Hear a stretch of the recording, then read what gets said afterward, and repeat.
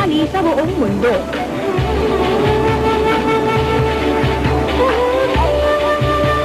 Pinakamalaking hotel at theme park sa buong Southeast Asia.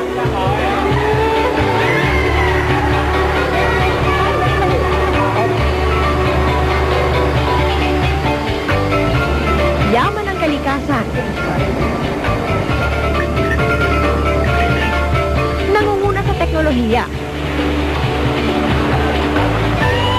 Yan ang ilan lang sa pinagmamalaki ng Malaysia. At meron pa daw isa. Ang kanilang mushroom.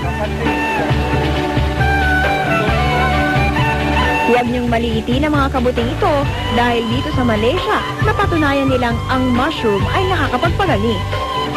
So very potent mushroom. It contain more than 300 type of active ingredients. So in this Chinese Chinese herbs, so ranking at the highest, even above ginseng actually.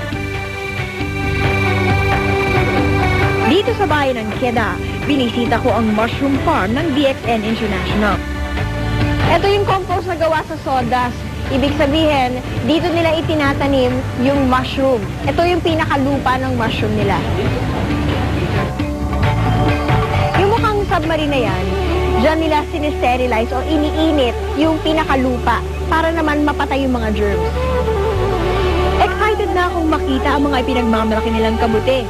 Hindi daw ito yung nakakalaso na may 20 kayang nakatira doon. Ito daw yung 3 months old na mature na, ready for harvesting. Laki, no? Papa Smurf, nandiyan ka ba? Baka nasa loob. Mabibilib kayo dahil ang mushroom ginagawa nilang food supplement. At akalain mo, pati kape, toothpaste, sabon, at kung ano-ano pa, pinahaluan din nila ng mushroom. It's good for this activate the body and cleansing of the body.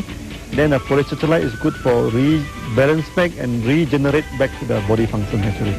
At hindi lang sa Malaysia patok ang mushroom, maging dito sa Pilipinas. Marami na rin ang nakadiskubre ng magic ng mushroom o ang tinatawag nila King of Herbs.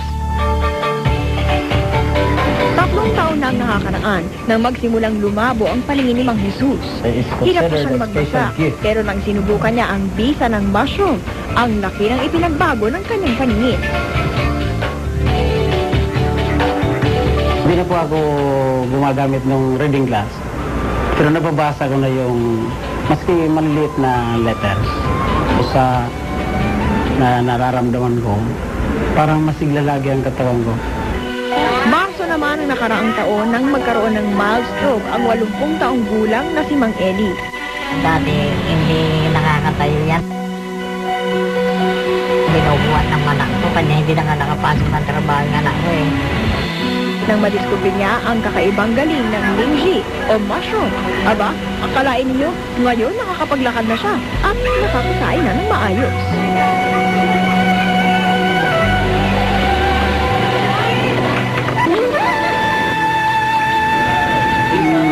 Ang mushroom na sinasabing may kakayahang magpagaling ng mga sakit ay isang bagay na dapat nang ipagmalaki at pagyamanin ng Malaysia.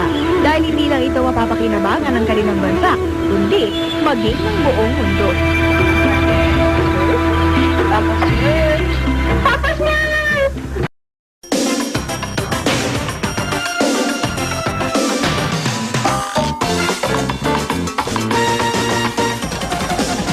Extra. Gusto nyo bang umasenso? Nako, sino ba naman ang hindi? Maging milyonaryo. Siyempre, mas lalo na. Alam nyo ba na may paraan na nandito sa Pilipinas na matagal na? Ang tinatawag nilang networking. Pero sa dami ng mga negosyo tulad nito, kailangan malaman natin kung ano-ano ang lehitimo. Halika't panoorin natin ang Usapang Negosyo.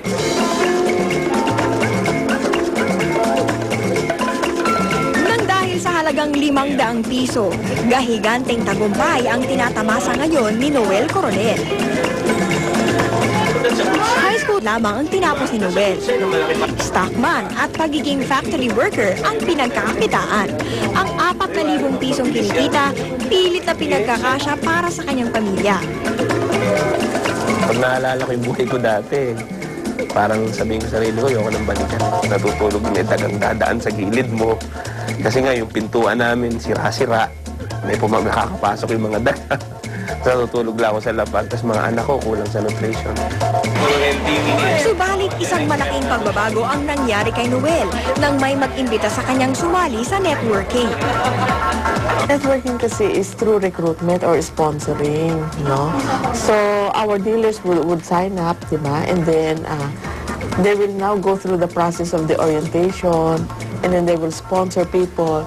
And then yun, paikot-ikot lang yun, paulit-ulit lang yun. Sponsor, share the business. Simple lamang ang paraan na ginagawa ni Noel. Nagbayad ng 500 pisong membership fee sa networking company. Matapos nito, ang mga produkto na dito'y makikita ang siyang ginamit ng kanyang buong pamilya.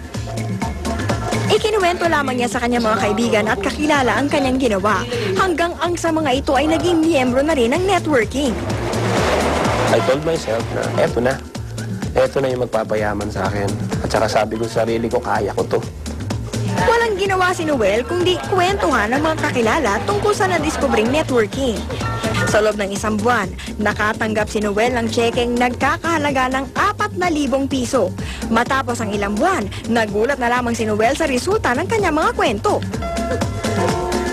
Naging 31,000 na, as you can see, pinakita ko sa'yo. Tapos nag-40,000, tapos tumalo ng 80,000, tumalo ng 100,000. And I am earning 200,000 a month. Hindi sa panaginip, di akalain ni Noel nakikita siya ng ganong kalaking halaga. Binago talaga buhay namin. To the best. Napukwento ka lang, napukwento ka ba? Kung ba may kwento mo, may kwenta. Ang galing eh. Tapos binabayaran ka na. Ang maganda pa dito, hindi siya katulad ng employment na may boss, may bandy clock, hindi mo sarili oras mo. Dito, sarili mo, ikaw ang boss. Ngayon talagang nagto-200,000 kami, tapos nakabili na nga kami ng sasakyan, napagawa yung bahay, nagkaroon kami ng bahay doon sa BF Paranaque na minsan hindi ko talaga akalain na magkakaroon na kayo dahil unang-una wala talaga ako natapos. Sipag at tiyaga ang naging puhunan ni Noel sa networking. Paghihikayat sa mga tao na maging miyembro at maniwala sa produkto. Unang-unang thinking mo is positive thinking, siyempre, of course. Positive thinking kasi pag ikaw positive ka, when you talk to people who are negative, nakakapagbigay ka ng positive energy sa kanila. Kape, tsokolate, sabon, shampoo, food supplement, at mga pang-araw-araw na gamit sa bahay ang produkto ng DXN Networking. Nang dahil sa mga produktong ito, ang dating bahay sa Tondo ay napalitan ng condominium, nagkaroon ng sasakyan, at nabigyan ng magandang buhay ang buong pamilya. Ang lating ito, utang na loob ni Noel sa networking. Don't stop dreaming to the point na kumilos ka rin. Hanapin mo. Sabi nga nila, pag sinilang kang mahirap, hindi mo kasalanan. Pero pag namatay kang mahirap, kasalanan mo na. Kasi napakaraming opportunity. Look around you.